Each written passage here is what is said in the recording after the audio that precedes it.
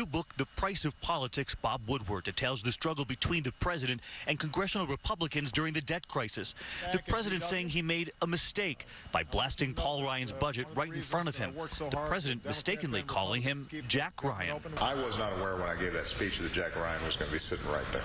I might have modified some of it so that we would leave more negotiations open, because I do think that they felt like we were trying to embarrass him. We made a mistake. Of course, Paul Ryan, not Jack Ryan, now Mitt Romney's running mate. He's begun debate prep, preparing to take on Joe Biden in these debates.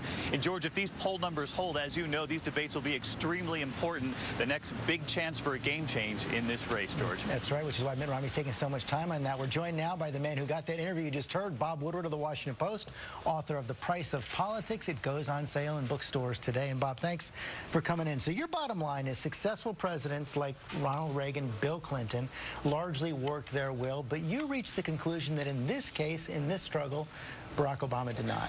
Yes, simply because our financial house is not in order. In other words, the big debate last year about the debt ceiling and whether the U.S. government is going to be able to pay its bills, it isn't over. We're going to be right back in that soup in December and January. And this isn't a budget issue or a credit rating issue. This is, is the government going to have its money to pay its bills? And in the end, that's the president's job. Yes, it's Congress's job too, but there is such a thing as presidential leadership. As you know, the White House takes exception to the conclusion. Yesterday, Jay Carney, the White House press secretary, was asked about your observation the president lacked the stamina to build the relationships he needed to get this done. Here's what Jay Carney said yesterday. It's a funny conclusion to reach, given how many hours the president spent with the leaders of Congress of both parties in these negotiations. I'm not sure what magical past people are invoking where they imagine that accomplishments were achieved in policy matters at a dinner in Georgetown. It doesn't happen. Your response?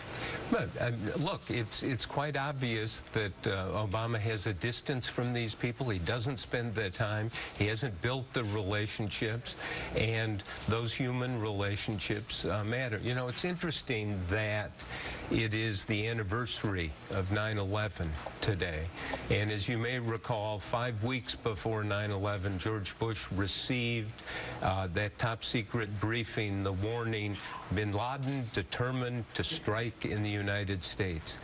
They didn't do enough. In a sense, this book is a warning document. We are right back in the problem, and this can affect everyone in a very serious way. But as you know, a lot of your critics have said, but wait a second, the president was facing an implacable foe, Republicans on a crusade. We already see Speaker Boehner using your book as a sign that voters should turn away from President Obama. So what should voters take away? We're only 56 days away. You studied this for a couple of years. What do you think voters should take away as they go to the polls? I mean, they can look at it, and people have read it the other way and said, look, the Republicans are a brick wall, which they are, and it's really hard to get around them. But, you know, World War II was hard to win. But President Roosevelt made sure that we won it, and that's what presidents are there for. And it depends on how high you're going to raise the bar and what your level of expectation is. And I think the public should have the highest expectation of their leaders. Okay, Bob Woodward, The Price of Politics goes on sale today. Thanks for coming in. Amy?